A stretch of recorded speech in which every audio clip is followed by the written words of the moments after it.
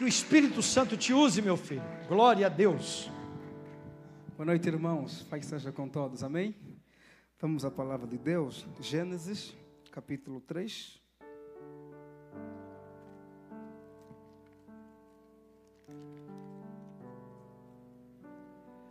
Gênesis 3. Vamos começar do primeiro versículo. Está escrito assim: Ora, a serpente era mais astuta que todas as alimárias do campo que o Senhor Deus tinha feito. E esta disse à mulher: É assim que disse Deus: Não comereis de toda a árvore do jardim? E disse a mulher à serpente: Do fruto das árvores do jardim comeremos, mas do fruto da árvore que está no meio do jardim, disse Deus: Não comereis dele, nem nele tocareis, para que não morrais. Então a serpente disse à mulher: Certamente não morrereis, porque Deus sabe que o dia que dele comerdes, se abrirão os vossos olhos e sereis como Deus, sabendo o bem e o mal. E vendo a mulher que aquela árvore era boa para se comer, e agradável aos olhos, e a árvore desejável para dar entendimento, tomou do seu fruto e comeu, e deu também a seu marido, e ele comeu com ela.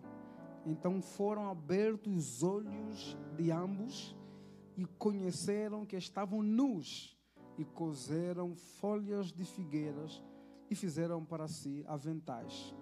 E ouviram a voz do Senhor Deus, que passava no jardim, pela viração do dia, e escondeu-se Adão e sua mulher da presença do Senhor Deus entre as árvores do jardim. E chamou o Senhor Deus a Adão e disse-lhe: Onde estás? E ele disse: Ouvi a tua voz soar no jardim e temi, porque estava nu e escondi-me. E Deus disse: Quem te mostrou que estavas nu? Comeste tu da árvore que te ordenei que não comesses? Então disse Adão: A mulher que me deste por companheira, ela me deu a árvore e comi. E disse o Senhor Deus à mulher: Por que fizeste isso? E disse a mulher: A serpente me enganou e eu comi. Amém? Vamos orar. Pai, em nome de Jesus, sua palavra há de ser ministrada. Rogo que iluminas minha mente, aqueças meu coração, para que eu fale com a sua igreja com sabedoria, e que o Senhor possa ministrar os nossos corações, em nome de Jesus. Amém e amém. Vamos lá.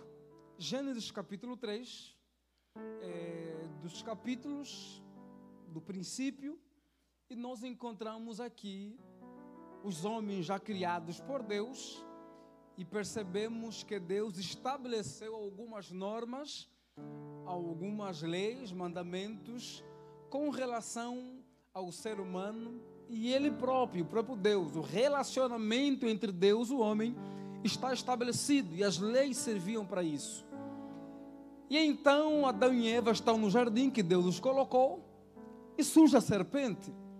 E a serpente começa a indagar Eva com relação a algumas questões, principalmente relacionado àquilo que Deus havia proibido, porque o diabo queria de fato tentar o casal e derrubá-los. E então a serpente astutamente pergunta se Deus havia proibido que eles não comessem das árvores, ou do fruto das árvores do jardim. Pelo que a Eva diz: não, podemos comer das árvores, do fruto das árvores, com exceção do fruto da árvore que está no meio do jardim. Não podemos nem comer e nem tocar nela. E então a serpente ouviu Eva, que disse: olha, se nós tocamos nela, nós morreremos, disse Deus. E o diabo então vai interpretar as palavras de Deus, e vai interpretar para o seu bel prazer, dizendo: calma, se vocês comerem, não vão morrer. Vocês apenas vão ser como ele, vão descobrir o bem e o mal, mas não vão morrer. E quando você olha para isso, para esta interpretação que o diabo faz, ela é muito perigosa, porque o diabo interpreta a palavra de Deus para satisfazer o seu interesse, para satisfazer aquilo que lhe apraz, aquilo que ele quer fazer. Tem muita gente assim, tem muito pregador assim, tem muito pastor assim, tem muita gente que usa da palavra de Deus e interpreta da sua forma para quê? Para aplicá-la naquilo que recebeu prazer. Toda a palavra de Deus que é tirada do seu contexto, ela é pretexto para heresias. E é pretexto para satisfazer capricho dos homens. E aqui é do diabo. Fazer isso é tendência de imitar um pouquinho o diabo, mas vamos focar aqui. E diz a palavra então, que depois que Eva ouve isso, ela olha para a árvore que era atraente, era bela, o desejo aflorou, e ela comeu então, tomou do fruto e comeu, e também quando chegou seu esposo, ela deu para ele e os dois comeram. E depois que eles comeram, diz a palavra, que eles, os olhos foram abertos e perceberam que estavam nus. O casal desobedeceu uma lei de Deus, e eu quero falar com vocês sobre uma outra perspectiva da lei. Sempre que nós pensamos na lei, lemos a palavra de Deus, os 10 mandamentos, e não só outros textos que vemos Deus ordenando algumas coisas, vendo Deus proibindo que a gente faça, que a gente fala, que a gente viva de certa forma, nós temos a tendência em olhar para a lei de Deus simplesmente como algo proibitivo, como que se Deus é alguém que tem prazer em dizer, não faça isso, não vai ali, como alguém que quer nos ver, sabe, eu quero tanto, mas Deus não deixa, como um tirano, como alguém que sobrecarrega-nos com pesos, como eram os fariseus, como eram alguns hipócritas. Quando pensamos na lei de Deus, pensamos geralmente em que Deus tem prazer em proibir, em punir. Se não fizer, eu puno ali. Se não fizer, eu mato aqui. Se não fizer, eu... E a nossa cabeça é essa. A lei de Deus é para isso. Deus vai nos punir. Deus vai nos castigar. Mas a gente precisa olhar para a lei de Deus com outros olhos. Porque Deus não é esse ser tirano que tem o prazer em proibir, sabe, nos prender e nos limitar com um monte de coisa. Não. O propósito da lei de Deus não é esta. Não é este, melhor dizer. Deus, ao estabelecer, ao constituir sua lei, muito mais do que pensar no castigo que Ele vai nos dar, Ele está pensando em nós. Muito mais do que pensar no que é proibitivo e nos ver aflito por não poder fazer alguma coisa, Ele está pensando em nós. É fundamental que olhemos para a lei a partir do seu legislador, a partir daquele que está formulando, a partir do coração de quem está estabelecendo. Deus é um Pai amoroso que estabelece leis para os seus filhos. E os pais que estão aqui sabem que quando dizem para os filhos, não faz, não vai, não é simplesmente porque o pai, a mãe quer ver o filho ali no cantinho privado, é porque o pai e a mãe está falando de algo que é protetivo, de proteção. Não toque na tomada. Não é o meu prazer de não ver o filho ou a filha e mexer na tomada. É a proteção. Não é o meu prazer de ver o filho ou a filha não andar com aquele moço, com aquela moça. É a proteção por saber que aquela influência pode não ser muito boa. Não é apenas o meu prazer, a mãe que diz, sabe, eu não quero que meu filho, minha filha, vai ali, ela sabe que se for ali tem droga, tem álcool, tem perdição. Então, muito mais do que nos castigar, Deus, Ele quer nos proteger quando Ele estabelece as suas leis. A gente precisa olhar para as leis como preventivas. Não, o uso do cinto de segurança no carro não é porque querem nos ver sufocados, é porque querem nos prevenir. O não tomar álcool ao conduzir a seu carro não é porque querem privar você do teu estímulo favorito. É que eles entendem que se você usar álcool, a tua visibilidade fica com dificuldades. E a ideia não é só te proibir, a ideia é proteger você. As leis são alertas que nos despertam a nós mesmos, colocamos limites na nossa insaciedade, que pode ser autodestrutiva. E quando você lê o texto aqui, por Adão e Eva não obedecerem à lei divina, por não obedecerem ao mandamento de Deus de não tocar, de não comer daquele fruto, você percebe que a última consequência foi ser expulso do jardim. Foi a última. Antes mesmo de que Deus os castigasse, eles viram problemas, viveram momentos complexos por não cumprirem a lei. E então eu quero destacar aqui 3 coisas que a lei nos protege. Os mandamentos de Deus, eles nos protegem de algumas coisas. E a primeira deles é que quando Adão e Eva comeram daquele fruto, eles perceberam que eles estavam nus. E então pegaram folhas, cozeram para cobrir sua nudez. Eles ficaram com vergonha. Quando olhavam para eles mesmos, eles ficaram com vergonha deles mesmos. E perceberam que precisavam se colher, se tapar, se esconder. E é isso. Se nós não andamos na palavra de Deus, desobedecemos a lei divina. A lei divina é para nos proteger disso. De que é? De olharmos para nós mesmos. Por causa de alguns desejos nossos que são insaciáveis. E quando olhamos para nós, por causa deles mesmos, temos vergonha de nós. Para quando íamos no espelho, não olharmos para nós mesmos e dizer: olha quem me tornei. Olhar para si e dizer: olha como eu estou despido. Que vergonha disso.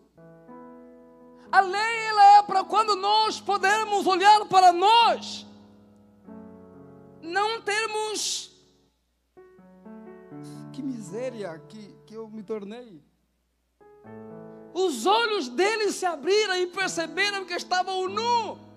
E estando nu, entenderam que tinham que fazer alguma coisa para cobrir aquela nudez.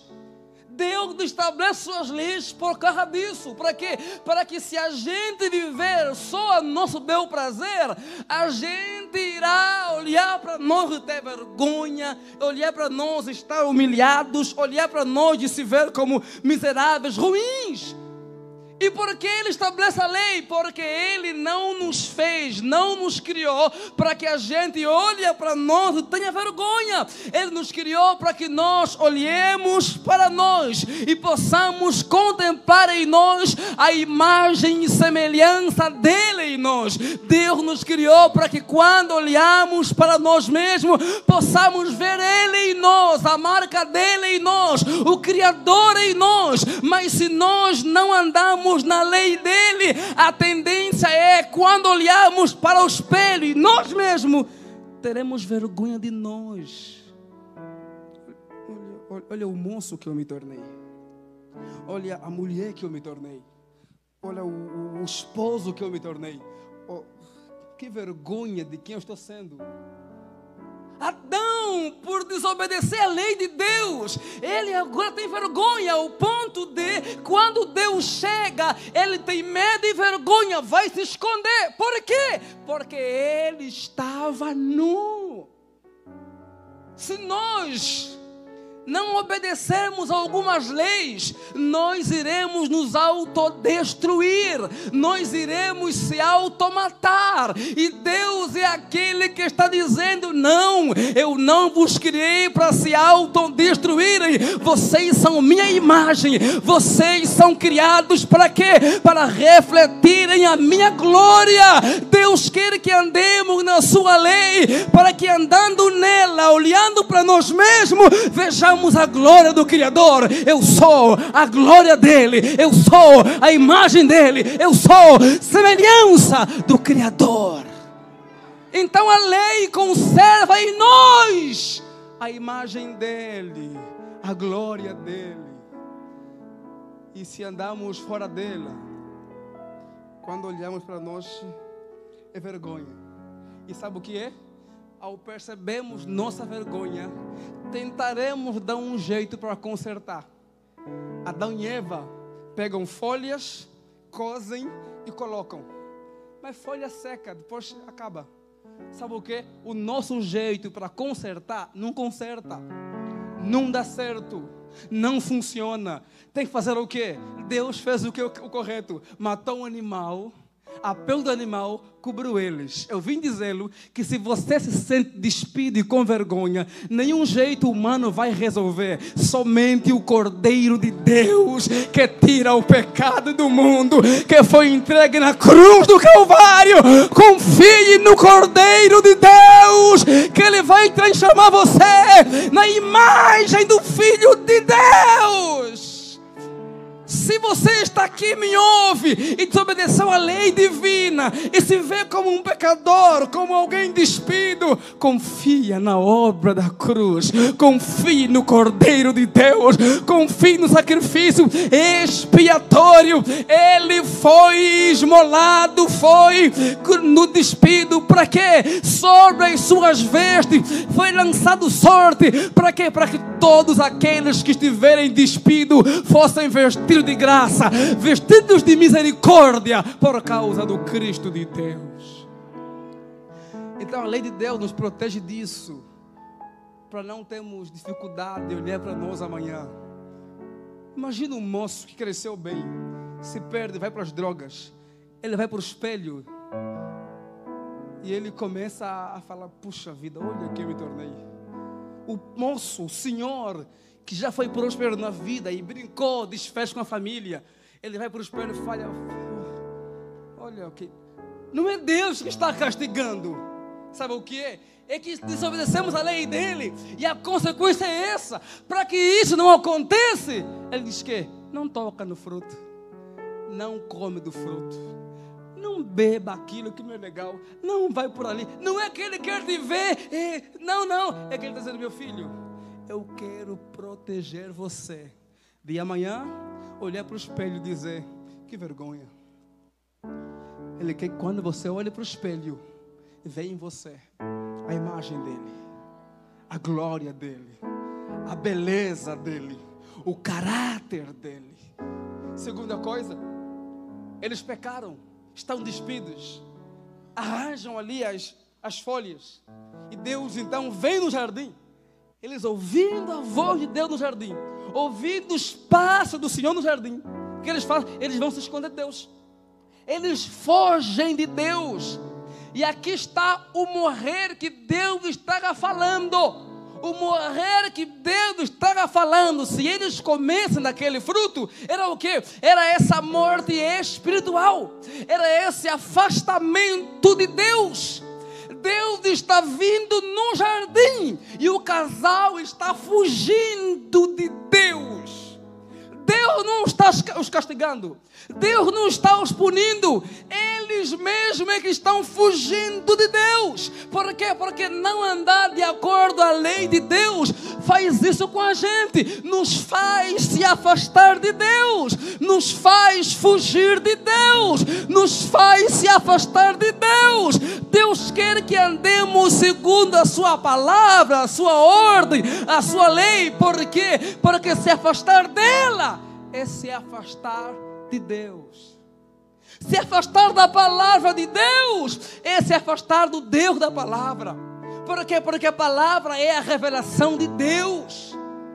Se afastar dos preceitos dele é se afastar dele automaticamente. E sabe o que é?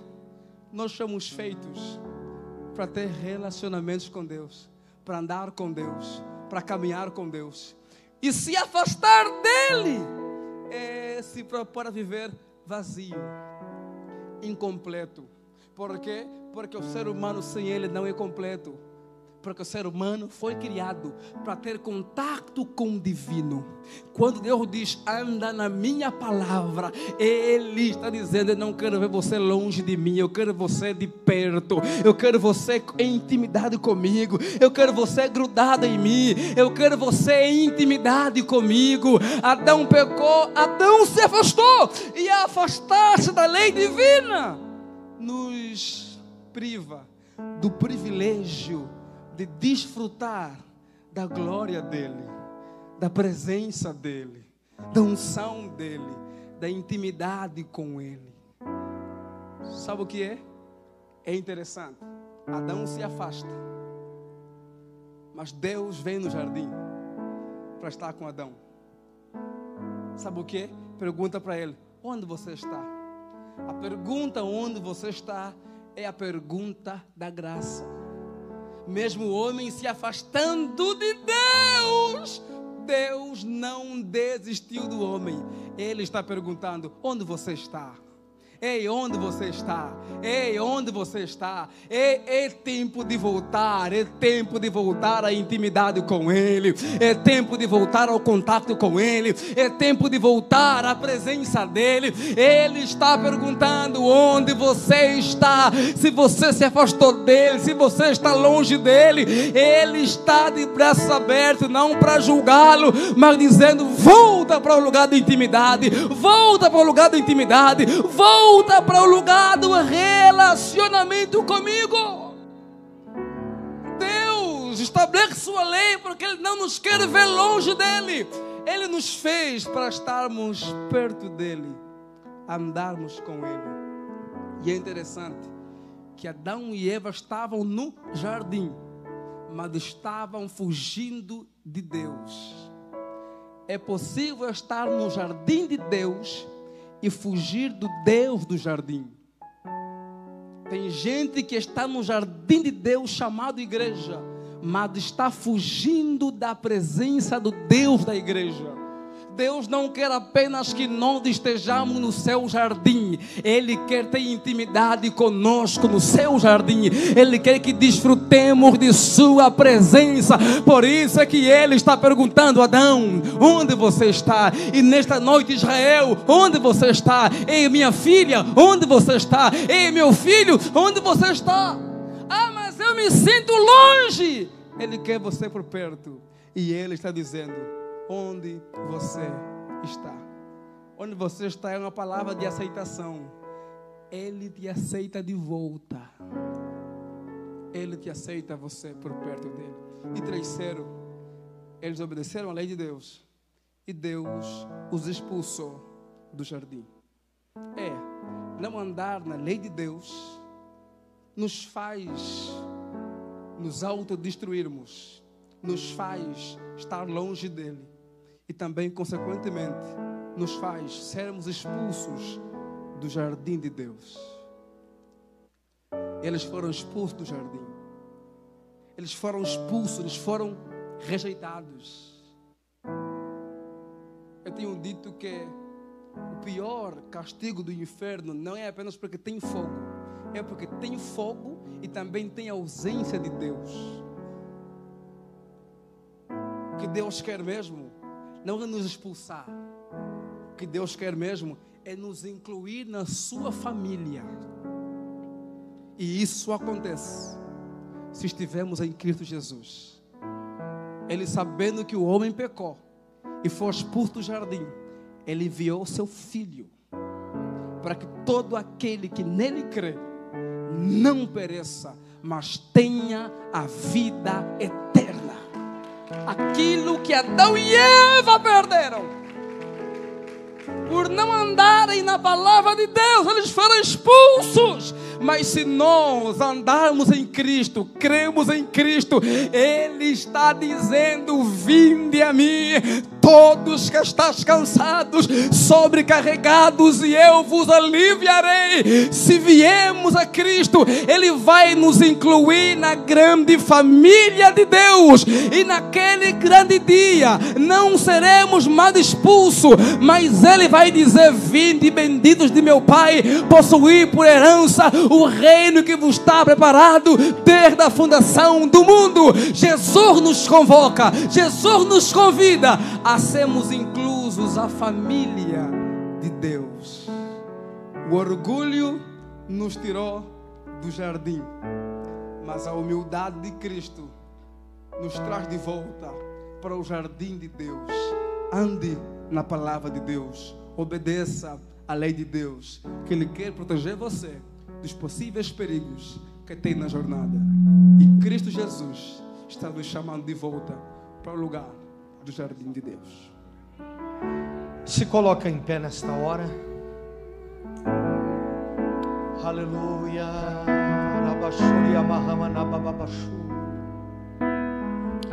Eu tenho